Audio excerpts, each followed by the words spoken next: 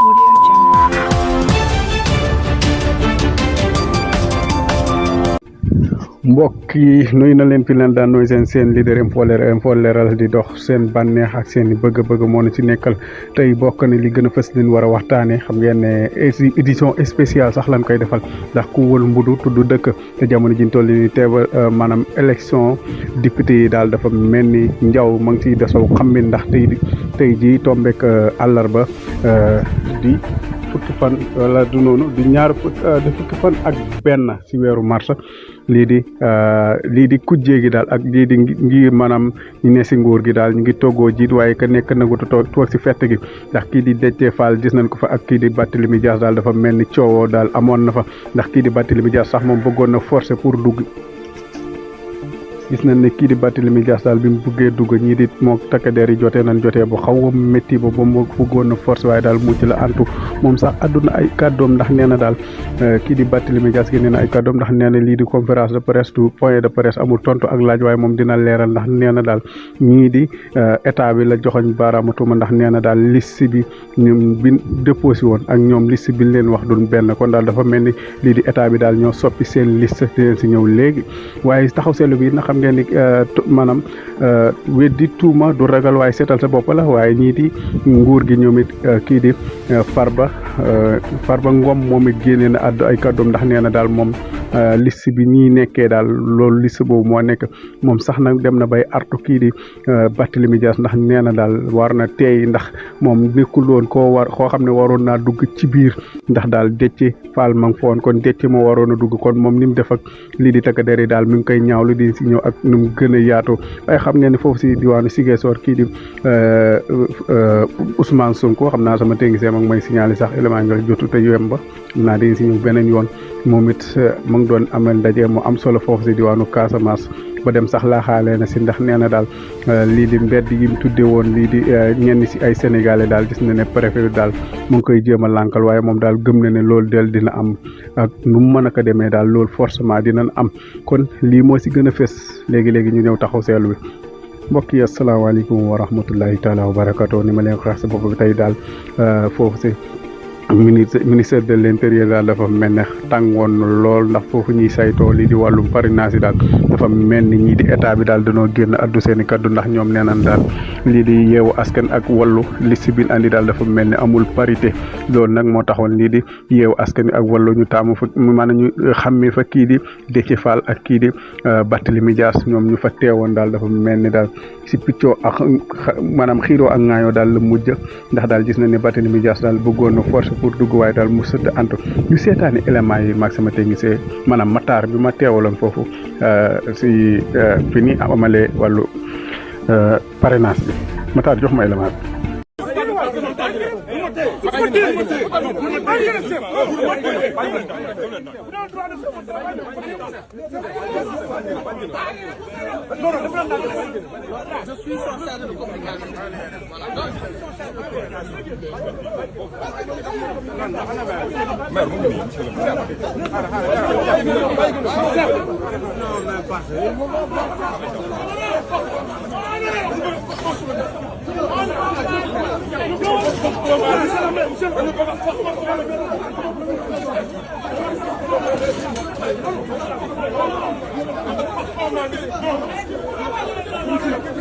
ci wolof mbokk yi ñu ngi leen di gërëm di leen di sant lii lu ko waral mooy woote point de ma bëggoon leeral wax ji lii du conférence de presse ci gàttal du am question du am réponse point de presse bi nag mooy ñëw waxtu daal di jiital lii di ordre de mission bii yoon nag mu xam ne ni ordre de mission du jàll mu xam ne ni que effectivement parrainage bi dina jafe lool pour mën a invalider liste Yewwi Askan Wi ndax parrainage parce que luñ ko dóor fii ci élection locale yi lu ci des pour mu mat 100 000 voix wax dëgg yàlla bëritul te luñ ko dóor fii bi Dakar munul daw ba dappi ko kon nag lu mu def mooy nee na comme dafa sës nee na day jaay doole ak lan ak yebel wax ji mooy lan mooy coalition Yewwi Askan Wi dafa am benn mandataire bi mi ngi tudd Déthié Fall Déthié Fall ci boppam nee na liste bu ñu fësal nee na moom déposé wul liste boobu nee na moom lu mu déposé ak lu waa direction générale des élections génnee bokkut ñoom nag ñoo jël suñu liste ñu falsifier suñu liste daal di dindi ay yenn tur yi def lu leen neex parce que amoon nañ luñ ci namoon wante loolu yëpp amul benn problème parce que ñoom bu ñu ko defee ba ñu gis ñaawteef ba ñu def dañu dem gëstu lii di code électoral mooy loi bi nag lu mu wax ci article 179 ci gàttal nee na suñu déposé lépp ba lépp a jeex nee na 76 jours balaa jouru élection yi mooy daanaka dimanche dernier nee na à partir de 76 jours yooyu mooy dimanche dernier yoon may na direction générale des élections juróomi fan donc daanaka ci gàttal tey ñu ngi mercredi donc dese na leen encore yeneen ñaari fan pour ñoom ñu mën a bind suñu mandataire wax suñu mandataire que dafa am ci liste bi ay éléments wala ay nit yu mën a invalider liste bi kon am nañ ko ba ajjuma wante ñun ba ñu gisee ñaawteef ba ñu def ñu ne ñun duñ leen may ba ajjuma lu ñu yoon may ci sañ-sañ te ñëpp gis nañ ko démb ñëpp dégg nañ ko démb suñu rakk suñu doomu ndey suñu xarit monsieur le maire Pape Madiop Diop ci coobareem boppam taxaw na nee na moom day désister loolu yoon moo ko may am na droit ne man bëgguma bokk ñëpp ko gis ñëpp ko dégg waaw maintenant ñun ñu xam lan la gars yi nam ma ci ñaawteef bu ñu def ci suñu liste ñu woo ñaari nit ne leen gars yi lii la gars yi nam ma ci ñun te ñun ñu ngi leen di waajal dumma ci dëkk bi ba dëkk bi am cohabitation donc ñu ngi sàkku ci yéen comme ñoom dañu daal di falsifier suñu liste lu ñu déposé woon nañu dellu siwaat ci loolu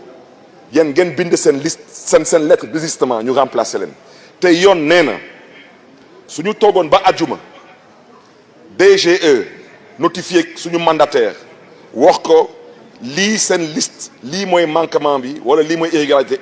irrégularité yi yoon nee na suñu mandataire à partir de ajjuma yoon may na ko yeneen ñetti fan pour mën a rectifier yoon nee na rectification yooyu mooy remplacement de candidats inéligibles mooy ay candidats yu am ay casier judiciaire yu am ay condamnation wala te nee na loolu day am sans préjudice de l'ordre d'investiture wala mu ne substitution de pièces périmées daanaka sa carte d'identité périmée à partir de ajjuma joxaat nañ la ñetti fan pour nga changer nit ñooñu parce que seen pièce d'identité dafa périmée wala ñu ne mu ay dossiers yu comporté ay erreurs matérielles ñoom ci lu ñu jalgati ak ñaawteef bu ñu def loolu dañuy considérer être erreur matérielle mooy daanaka dañu bëgg a gëmloo askan wi ni que ñun ñii respecté wuñu parité mais dama ne loolu sax su amoon yoon lu mu wax article 179 leer na tey nag ba ñu demee direction générale des élections ñu ne dañuy dem rectifier lii ñoom ñu ne duñ ci ànd ñu daal di woo ñaari huissier de justice dañu nekk ay agents assermentés ñooñu seen liggéey mooy lan mooy fépp biir Sénégal am nañ droit ñëw taxaw pour def constat pour ëllëg suñu demee tribunal ñoom ñu ñëw constater taxaw ci kanamu juge bi ne ko ñun bés bi ci bërëb bi ci waxtu bi lii la ñu gis gars yi dem foofu ñu ne leen duñ fa dugg loolu moo indi coow bi ci buntu direction générale des élections policiers yi nag ci dëkk bi dañuy bokk di liggéey seen liggéey amaana peut-être taxawaay bu ñu fa amoon peut-être am nañu ci gis seen bopp policiers yi ay doomu ndey lañu ñu ngi leen di jéggalu wante Macky Sall moom la ñuy waxal dama ne moom bu mu demee ba jéem a xool lan lay def ba seeyal mairie de Dakar amu ci ndam mu dem ba xool lan lay def ba tabb maire de Dakar par décret présidentiel amu ci ndam mu jël maire de Dakar tëj ko ci kaso gi jaay ko doole fokkati mairie de Dakar ci loxoom 2017 yéen ñëpp gis ngeen lu mu def ak juróom-ñaari siège yu député yi ak ordre de mission yi bii yoon nag mu taxaw moom xam na mu ngi may gis mu ngi may seetaan mu ngi may dégg xam na bu baax a baax que cohabitation day am moom xam na ko waaw xam na ko mu ne comme mbir bi ñi la tëddee naa leen jaay doole boobu ba ñu bëgg a jaay nag du jàll mu dem ba ci biir ne nag naa leen jaay maa tey kay faj dama ne président Macky Sall su ma baat ci kaw Dakar problème bu Dakar tuddul Abdoulaye Diouf Sarr du moom ak ñun problème mu Dakar tuddul Amadou Ba du moom ak ñun problème mu Dakar tuddul Alioune Ndoye du moom ak ñun problème mu Dakar mooy Macky Sall te dañ ko fas yéene lijjanti comme moom nee na Dakar jàmm du fi am moom tamit na xam ne jàmm tamit du ko am parce que lii kenn du ko nangu moo tax may sàkku ci askanu Dakar nañu taxaw tem may sàkku ci ndawu Dakar yi nañu taxaw tem duñ ko nangu tey duñ ko nangu ëllëg moom nag moo xam lan la ko mbir bi jaral comme moom nee na ala kulli àll Yewwi Askan département de Dakar naru ñu bokk moom na xam lan la ko mbir bi jaral ñun tamit xam nañ lan la ñu mbir bi jaral kon nag ñu ngi biralaat suñu kàddu yi ñu ngi ñaax askanu Dakar nañu taxaw na ndaw yi askan yi na ndaw yi Dakar yi tamit taxaw te tamit moom président Macky Sall tamit mi ngi jéem a xool naka lay jalgati listu Yewwi Askan Wi ci département de Mbacké département de Mbacké département de Dakar soo leen tegee ensemble daanaka ci gàttal mët na presque 15 députés ci ñaari département moom nag fu mu nekk tey nii département yu am benn candidat wala département yu am ñaari candidat moom loolu moom tegu ci bëtam moom problème am mooy département yu am juróomi député ak département yu am juróom-ñaari député dama ne Dakar président Macky Sall xam na lu ko fiy xaar Mbacké xam na tamit lu ko fay xaar kon nag dama ne askanu Dakar dañ taxaw tem na ndaw yi taxaw ba ñu xool nag mbir bi ni muy tëddee parce que nag dëkk bi ñëpp a ko bokk nañ ko teg ci yoon fonctionnaire yu nekk direction générale des élections nañu xam lan la leen mbir bi jaral bu fi kenn xalaat ne ni une seconde da ngay def lu la neex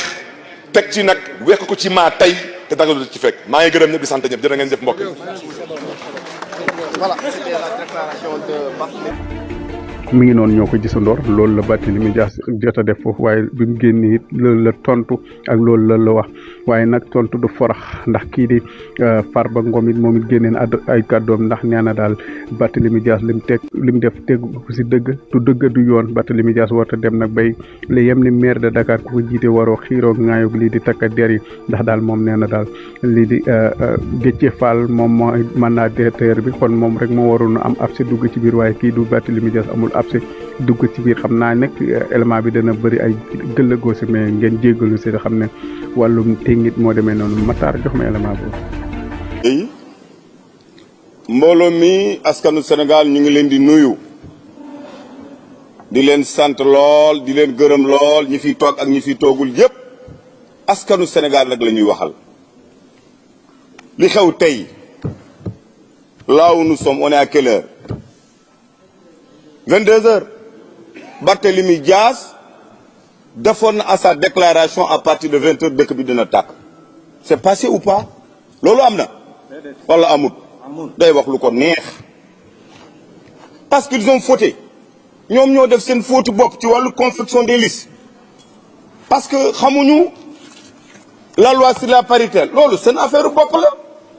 loolu lu ci yoon ñun lu ci yoonu réew mi lu ci yoonu askan bi su fekkee ne ñoom ñii ci seen bopp te xam nañ ce qui se passe nag te moom mii xam na ko ñoom ñii ci seen biir xamante nañ ko seen seetal Salou Sarr boobu bi confectionner les listes ñu def erreur bu fekkee ne dañ koo tey kooku seen affaire bopp la xam naa ne leen ne daal liste bi juróom-ñaari nit ñoo ci war a nekk ñoom ñi ñoo ko postulé Yewwi Askan Wi balaa may ñëw ci leneen mu ngi nii ñoo ko postulé ñoom ci seen bopp xam ngeen ne Barthélémy Dias ki ci topp Fatou Ba c'est normal jigéen la ki ci topp Babacar Mbeng góor la ci lu ñu xamuñu Babacar bu jigéen ki ci topp Ndialgou Bathily jigéen la mais à partir de Ndialgou Bathily parité amatul Abbas jigéen la xamuñu ko ci suñu ñun aada Abbas Fall ki ci topp mooy Joseph Sarr ki ci topp mooy Pala Samb ñii ñëpp ay góor lañu ndax liste boobu parité la wala du parité mais du ñun ñoo koy wax ndax du suñuy compétence direction des élections mu ngi nelee dañoo def seen affaire bopp postuler seen liste mu génn ci réseaux sociaux yi ñu xam ne def nañu erreur bu dee complot la ci seen biir pour que ñoom Barthélémy ñu bañ a nekk dem si la liste départementale bii waa Ndakaaru ñu fi toog ils n'ont pas peur de confronter Barthélémy Dias c'est qui Barthélémy Dias faut qu'on soit clair quand même ba Barthélémy permettre dem ba ci buntu direction des élections poigner ay policiers ba pare di réclamer lui-même à sa légitimité maire de la ville de Dakar taxaw di ko yuuxu ba pare liñ ci teg lu dul poñante ay policiers bëgg dugg si biir ñu ngi rendre hommage police nationale ak sérénité boobu apaisement bi ñu def ba génnee ko te mun leneen mënul naa xew tey mu am li mu bëgg su loolu wee muy attaqué direction des élections nañu waxante dëgg waay il y a 3 mois de mars direction des élections bi muy wax nii le même directeur général moo fi toog direction bi fi toog dara bougé wu ci ñoom ñoo ko accordé publier ko sa victoire en face de nous qui était là à Dakar il y avait lycée coalition Benno mais on a été battu gagné ban baat lañ ci teg kan moo fi génn si biti ku fi yuuxu ku fi wax dara lépp lu ñu wax suñu biir lañ koy waxantal mais boolewuñ ci administration sénégalaise boolewuñ ci keneen ku dul politicien Barthélémy Dias na xam boppam loolu mooy dëgg bi te loolu y a 3 mois seen Salif Sarr boobu bi confectionné seen liste nan dem xool ko su loolu wee Barthélémy Dias n'est pas mandataire charte politique wala ci wàllu élection dafa am yoon booy dugg dañ lay defal mandataire nga am ko dès le départ te ba ma bi muy wax di buuxante Déthié Fall était à l'intérieur di direction des élections ki nga xam ne moo nekkoon seen mandataire loolu bokkul ci respecté askanu Sénégal te nga naan man daal man sama jéemu bopp yàlla dimbali na ma milité wu ma Dakar mais Dakar voilà ndax boo fi amee kër dëkk fi kay Dakar waa nga mais maa ngi ñaawlu lool ci maire de la ville bii li muy def motu comme ñeneen niñ ko defee day dem ba ci buntu direction des élections bañ ay policiers naan damay dugg ba pare doo ruslu sax di ñaan sa jëmmin maay maire de la ville de Dakar waaye Dakar waaye yéen tamit quel maire que vous avez quel maire que vous avez Barthélémy ñu ngi lay xaar laa la wax élection bi nationale Inch'Allah le 31 juillet Macky Sall dina am majorité absolue pour aller à l'Assemblée nationale waaw loolu mu leer ut leen solution ma ne ut leen solution bi ngeen di lay ak lan ngeen di def lu leen dal ak lu xew ci seen biir yéen a xam na yam ci yéen mais bu leen ci dugal Sénégalais waay merci beaucoup à tout le monde.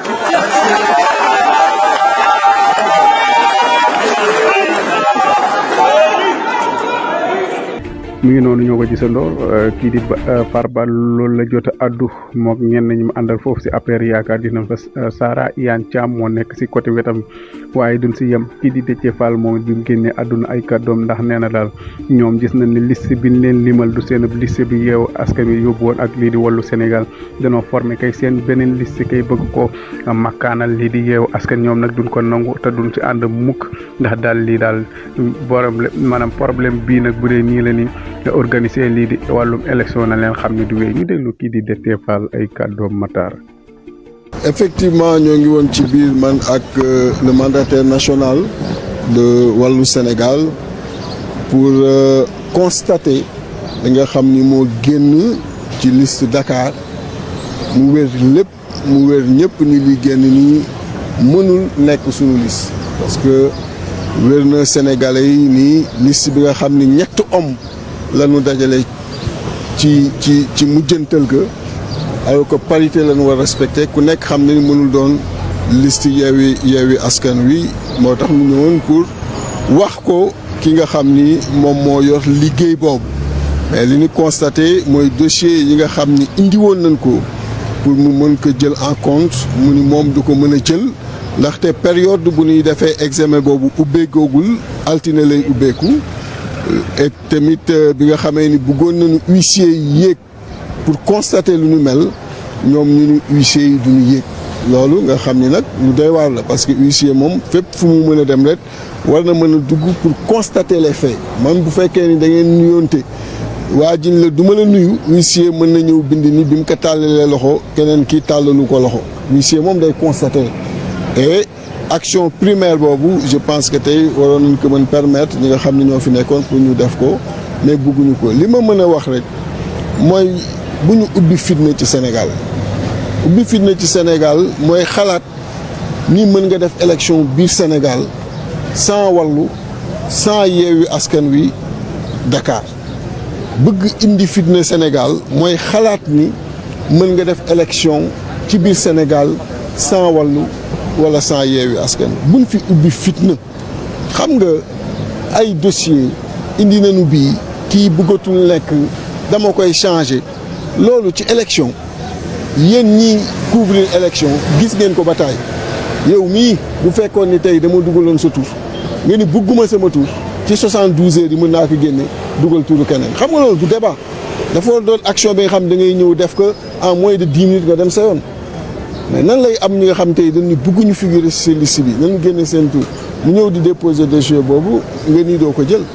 bëgguñu imposer dossier bi nga xam ni ñun du suñu liste loolu mooy fi mu toll ni accord bi nga xam ni am na depuis fan yi entre Wallu ak Yewwi Askan Wi doon accord buy tax ñu gagner pratiquement 60 à 70% des départements loolu moo leen yëngal loolu moo tax ñu commencé di manœuvrer mais mënoon nañ ci dem avec élégance lu ma tuddee élégance mooy da ngay xaar ba waxtu manœuvrer jot mais boo tiitee fi nga commencé di manœuvrer des prématurés et da ngay laisser apparaître des signes de faiblesse et c'est ce qui les arrive et je pense qu'il faudrait que ñu comprendre que ni yoon bii ñu jël baaxul nanu bàyyi tey jii nii ku nekk li sa droit nga mën ko jouiru ba mu mat sëkk. mais nee nga liste bi ngeen teg ci biir seen liste maanaam loolu nan la mën a nekk est-ce que ñoom ñoo tabax seen liste bopp wala seen liste ñoom lañ jël. loolu la ñu ñëwoon di ko xool ak ñoom pour comprendre di am les versions pour comprendre mais li wér tey jii nii mooy ku mën a xalaat ci àdduna rek ci àdduna ak foo mën a doon ci àdduna ku Yewwi Askan bi mën na présenter liste bu respecté wul parité ku mën a xalaat ci àdduna ko Wallu mën na présenter liste bu respecté wul parité loolu mënul nekk maintenant quand ils disent que seen agent yi ci biir ak ki nga xam ni moo fa toogoon ñoo ni wéy lii baax na jàll mais loolu nu mën nekk donc xam na li ci am mooy lii nan ko arrêté bu fekkee dañoo bëgg jàmm ci réew mi nan ko arrêté vraiment quoi dafa ndaw booy def da ngay def yu mag mais bul dugg ci yu ndaw donc ñun dañ ñëwoon pour constater loolu mais ce qui est sûr mooy li wax ñun daan ko def mais bu Macky Sall xalaat mukk nii également Antoine Félix Diome que mën nañu organiser élection ci Sénégal gi sans une liste de Yewwi à Dakar sans Wallu. li war exactement. mais li war mooy bu fekkee ni nit dafa bëgg tey jii nii ni kii du sama nit du kii laa prévoir nga bindi ko ci liste muñ dama koy changer nekk ci délai lan moo jaadu li nga changer aussi simple que ça yow boo fekkoon sa tur ci liste neexul amoo droit ni damay démissionner bu leen mag ci dugal kooku droit boobu ñëpp ko am te démission moom égal remplacement wala du dëgg aussi simple que ça. waaw fekk mardi lan ngeen am yéene def puisque mardi la ngeen xaar. non li wér mooy d'abord dafa baaxoon Sénégalais yi xam ni njuuj njaaj bi tàmbali na ni coalition bi commencé na leen yëngal que mag yi tàmbali na dafa baax Sénégalais yi xam parce que président Macky Sall xam ngeen ni kenn la moom bu nit jógee rek xalaatul ci dooleem xalaatul ci askan wi. suñu xel ñëw fa mais nanu ko bàyyil parce que tey jii nii yaakaaroon na ni bu wàññee 7 députés yi ci national bi yóbbu ko ci département yi wàññi national bi à 53 comme raw gàddu la il sera privilégié dans les départements donc mu ni tëddee na ñaaxaandaay ñun ñu am génie wu créer une coalition bu koy fekk ci département yi laissant chacun sa liste nationale donc wër ndomb ko mais loolu na xaar ba nu yegg ci jongante bi mu xool lu muy def au 31 juillet mais tey jii nii tàmbaleegunu sax jongante nga ni xaaral nu ma mbëkkee fi mu toll nii kenn ci ñoom foog ni dina dem du dem donc nag xam nga day baax yenn saa yi nga teel a ñëw wax pour nit ñi xam ñu xam ñii ay nit jàmm lañu duna ay nitu ay bu fekkee ne artu nga nit ki am xel dina dellu mais li bon mooy artuwoo bàyyi ba lépp ni këtt ni jon ngay ñëw di wax tey ni kilifa yi sax daal ni pourquoi waxuñu ko woon te njëlbeen moo tax ñuy ñëw di wax donc loolu moo waral démarche bi ay kilifa ñëw def ko kii mooy mandataire Wallu Sénégal moom le président Ablaye Wade wóolu moom moo signé accord bi nga xam ne tey jii nii moo nu lié moom mi nii mooy seen chargé des élections monsieur Dieng bu Wallu Sénégal donc lépp li nga xam ne ñoo ngi koy def boobu ba tey entre le président Abdoulaye Wade la Khalifa Sall le président Karim Wade ñun ñëpp ñu ni tey nanu dajaloo ci biir département yi xalaat ko woon on l'a pris au dépourvu c'est une surprise mais du nii la koy fajee du yoon bi mu jël mooy yoon bi na bàyyi sénégalais yi le 31 juillet ñu tànn aussi simple que ça mais pas di def ay micmac quand même comment on peut dire ay liste Dakar 3 hommes ñoo nekk ci suuf loolu mooy waxu lan mais loolu nu ko nit mën xalaatee man dama foogoon sax ay foola bii ma koy kenn du waxee démb pour man ay kaf la mais loolu nu la ko nit mën xalaatee rek non mais quand même non mais. mi ngi noonu mbokk yi kon xam naa élément Ousmane Sonko bi xam naa ak ma mel ni su Matar ma yëkkati loxo ne yëmbul kon taxaw maanaam édition spéciale bi kon tey loolu loon ndax daal foofu tàngoon na lool waaye di jërëjëfal sama équipe ba fa demaloon nag ndax ja ñoom it amal nañ liggéey bu am solo kon lii moo si gënoon a fës ki ne woon si technique bi Matar la ci addu Dame Sarr ba beneen yoon ñëw si ak li fi gën a fës mbokk yi asalaamaaleykum wa rahmatulahi taala wa barakaatu.